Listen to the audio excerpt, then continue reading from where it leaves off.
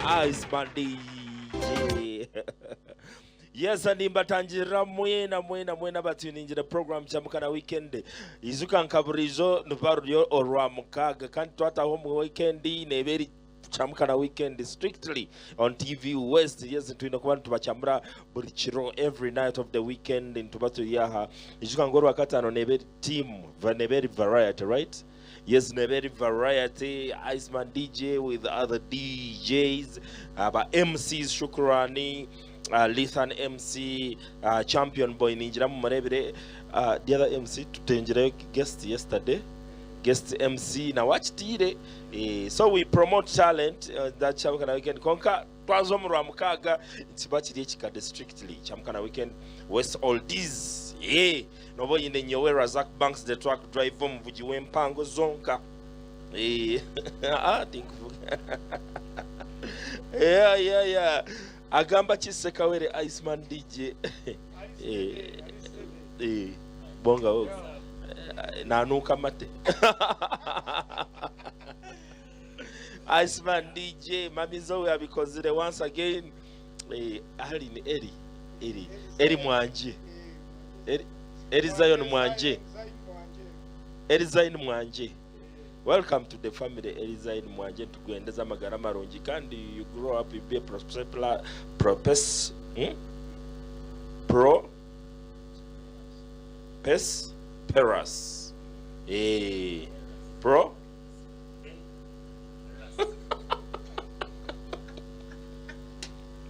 Chigam prosperous Ruzungu ne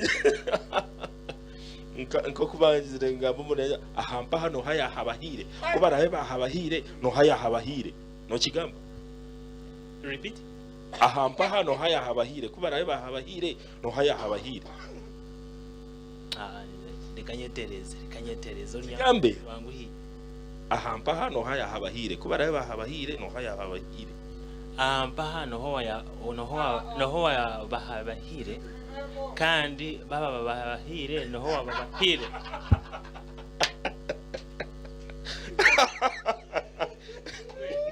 ekigambo no ekigambo nkibasa kureta Johnny. Yes, kandi abaronje barino bareba TV West twabakira kandi twabatangirira mwe bari munonga abantu barino baturebera all the way from Masindi, abantu ba Masindi, abantu babundi bujo, abantu bachegegwa nimukunda munonga Chamkana Weekend West Oldies, abantu ba Mbarara City, Mbarara North, Mbarara South, mwe bari munonga kandi abantu bakatete umurange tugumize mo tutindo rwitu mpaka barukore tugumize mu energy. Let's continue putting up the pressure abokuba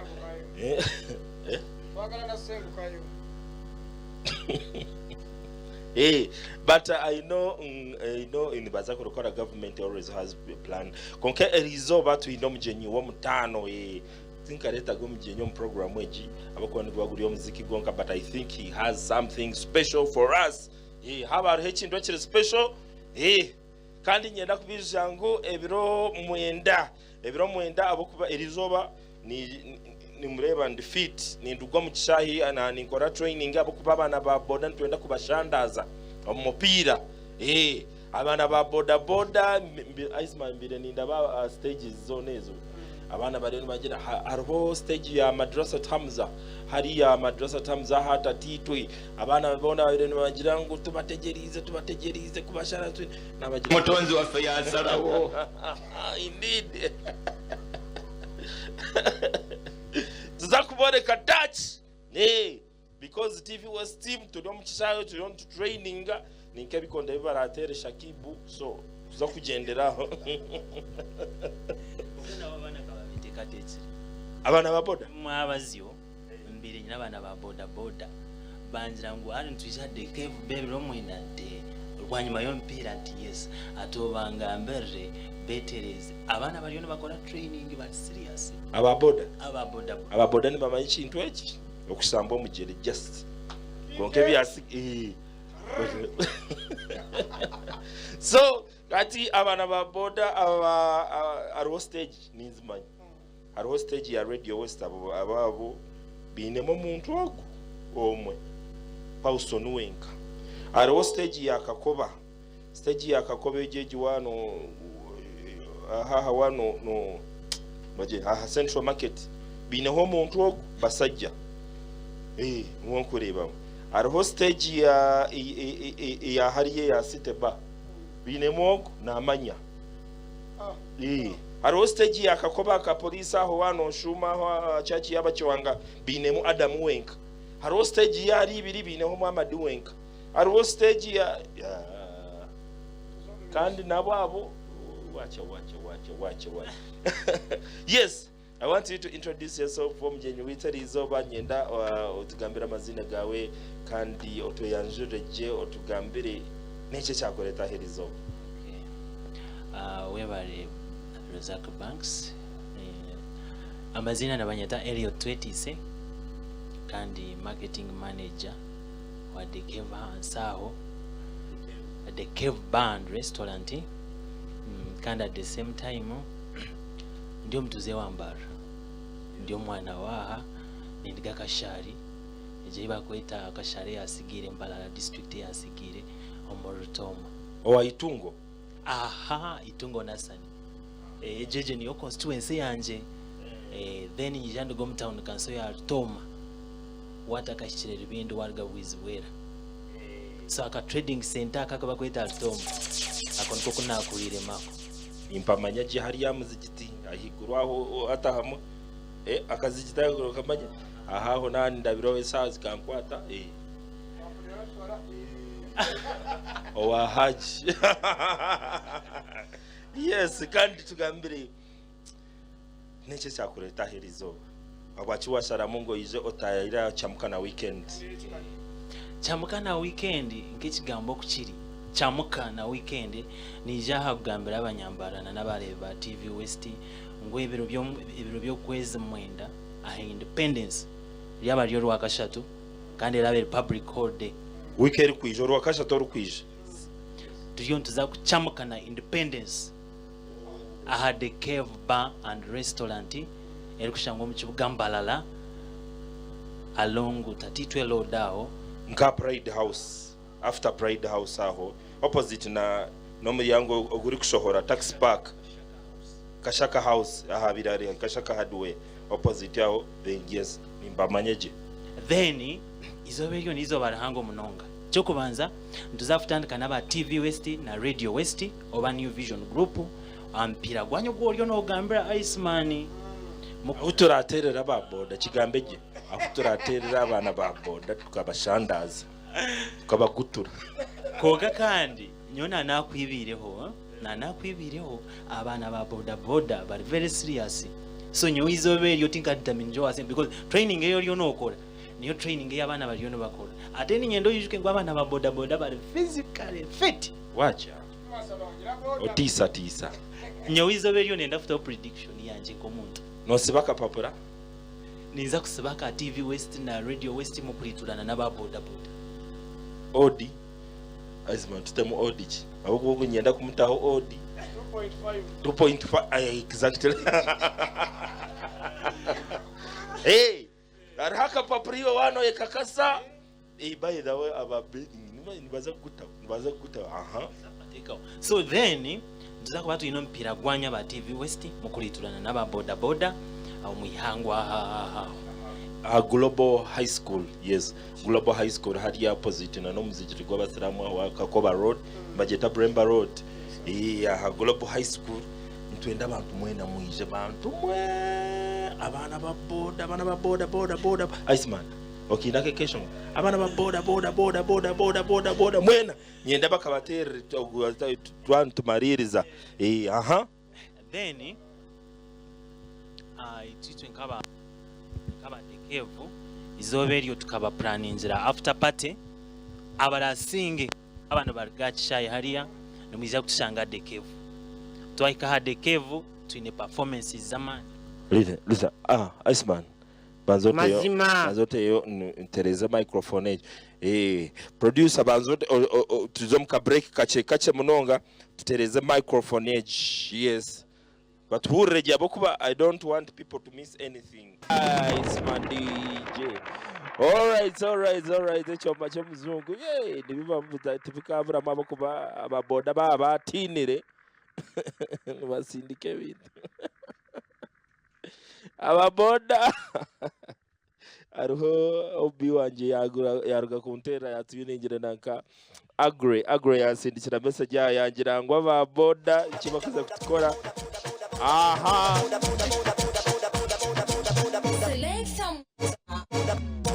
sound ice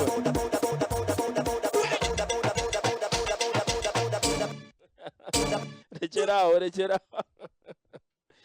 jengoma niyo turagume tubatera buri kura ko goro buri kura boda goro.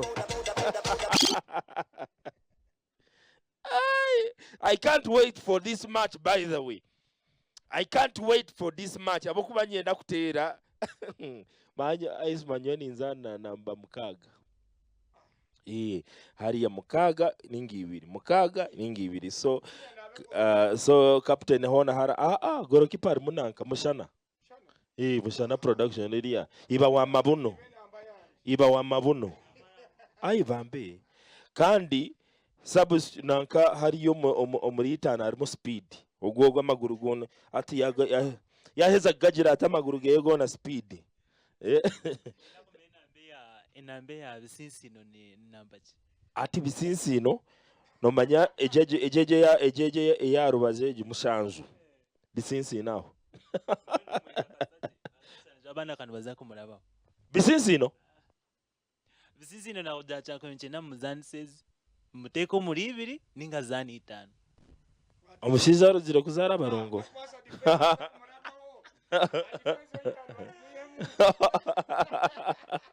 so now Elliot wauriyo no tugambira hati twaza mpira bokuba nibasa kutandika ushaha mwenda sha munani nto tuza kuba twayikireho turi kuwominga munana zenyini tuza kuba turi aho turi kuwominga turi kumanyire kishawe rero ompira gutandike we shall have a lot of guests and entertainment kishahi so ompira kugurahwe watugambira the cave bar kandi nabo batera bakasana twenda kusima director Robs yes kwatagana nitwe tukareba ngo ekintu nkitambura je maridadi sana okwadeke bankareba mukatamu sente tell me hati setup ya hariya ni hinduko ishira umwanya gahinduka tukakora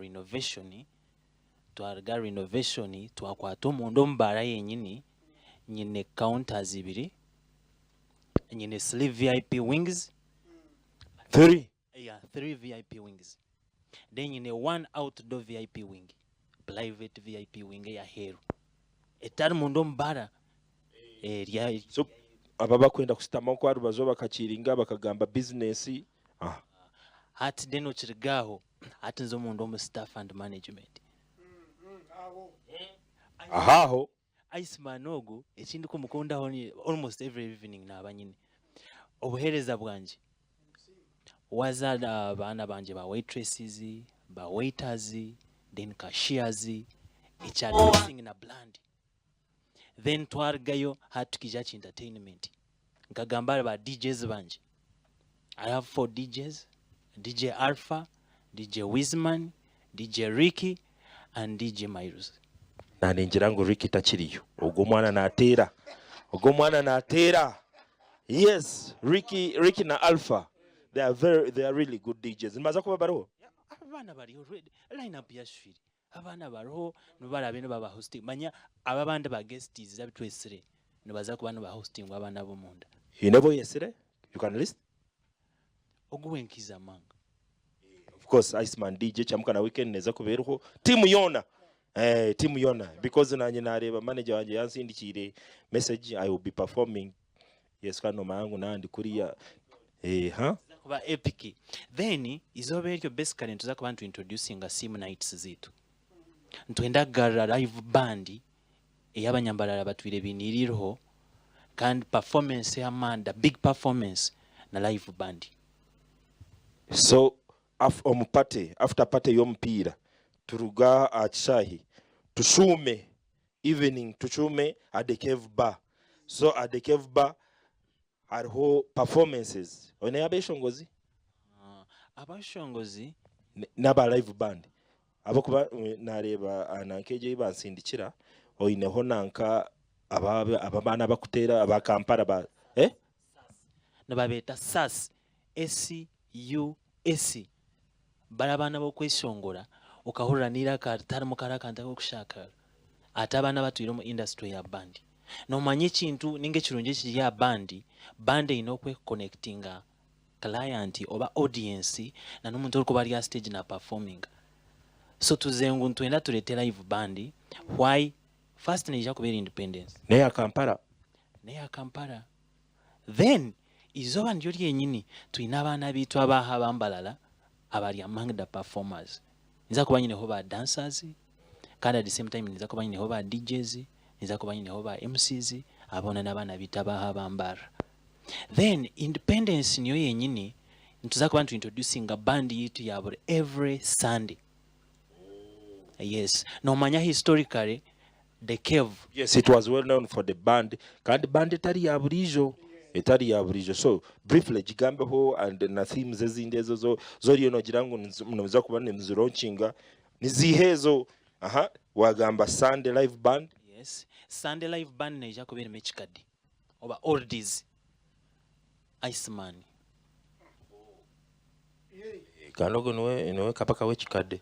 Then tuza kuba tuineho R&B hip hop, basically R&B and hip hop every Thursday.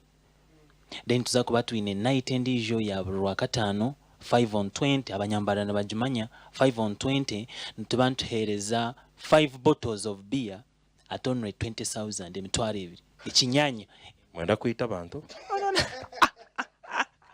bambaraka n'abasimbuzi ati 5 on 20 wize nanka Iceman yaji participate injiremu tubantuhereza ebikabinga ebya beer only 4 Tusker Light, Tusker Malt, Guinness Moss na Stout. 5 beers at only 20,000. So 5 on 20.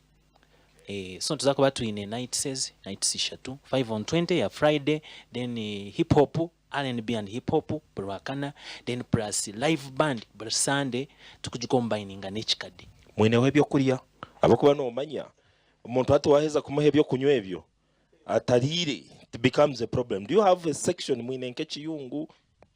Nyine kiyungu ekikola all types of food, local, boss local, and then snacks. When restaurant yon? Exactly, restaurant. Then nyine muchomo baishaha shaita no mukasheshi ni bayabire ready. Si wije shaita no mukasheshi nondaka muchomo nakabaka ishiro. Then echikwatiline nondabwa juice, nonda cocktail, no enda ka African tea karunji, nonda ka dawa tea, any type of drink. Okay. So we are set echamani ninyetaba nyambalala kandi nyeta nebichweke byeyongurize. Konka echamani yetaba boda utoratere. Kokano mangu wa stage aho misho nyina bana ba boda bo kuparking aho. Yes, arho beka. Bekogwe konkogwe no mare mataka basa. Abana ba boda ninyeta boda stage zone. Kujja kusupportinga abana babo ahachai hariya baba baliturana n'aba TV West. Then no mabana ba boda nubontumwa nubakubana bamanye imyanya ariko byo kwasireyo vibering kankahi. So twikirizine bazine ngwizo beri unimenda kushana nabishare byabo bya boda ahiya bemba tware 12 no abere matwarira orukumi nekido. Then yakubugana je orukuza the Cave free. Eriyo teche tukawa star evendi ogo beka nko kukumanya ariona na Michael banzirengo as long as ndio nimba kora reflectors actually abana ba boda ninyenda ku distributing mu reflectors the Cave Bar we abana banzirengo izoberyo as long as you are meeting a client obana orga na za the Cave. Exactly ninza the Cave Bar shitama straight target ninyenda kushashura pana next time kare wakisusiza naye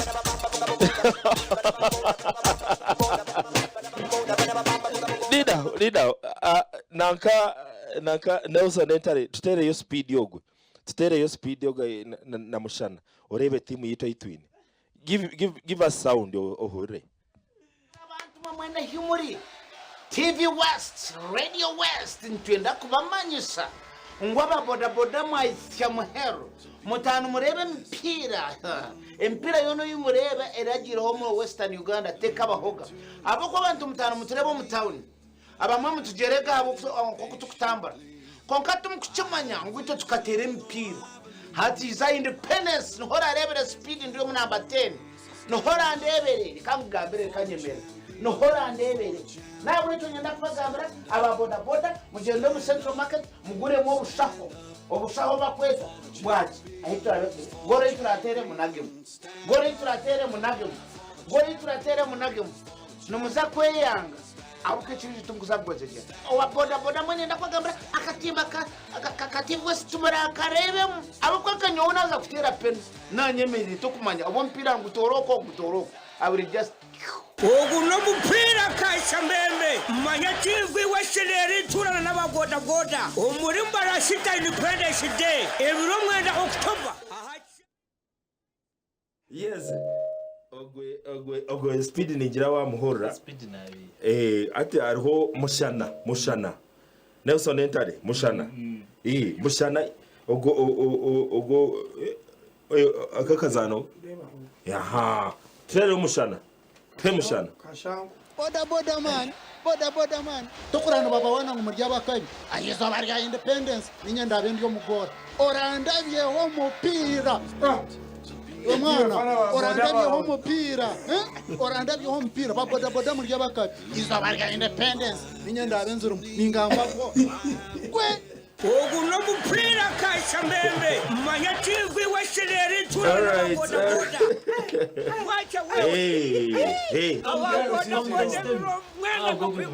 Akapira karwa gatia Radio West TV West n'abagoda goda bambara site ekuyanja yabani eryabe rya homuri Global High School atumatera kapira tubawe nimwehura ngo mubuga goda goda kwatera kapira nimuje kawuriro mugenda wacha wewe umpira kule pira mshinda kwata kama kwata bishinda kapira umpira kwande manija kuguruma mwika guhemu ninga mbakire kwata na mukibara biroko nagai wacha washeba